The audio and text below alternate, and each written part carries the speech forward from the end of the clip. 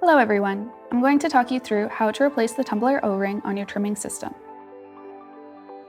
First, remove the tumbler. If you're working with a Quantanium tumbler, make sure you put the tumbler on a non-abrasive surface so you will not damage the coating. Place the tumbler vertically. While holding the tumbler firmly, place your foot on the edge of the tumbler, making sure you grip the O-ring. Push the tumbler in the opposite direction to roll the ring out of the tumbler's grooves. On your new Tumbler O-ring, pay attention to the seam on the ring. Locate the seam on the tumbler. Place the O-ring on the tumbler's grooves, then roll the ring inside across the tumbler towards the grooves. This might require a few tries.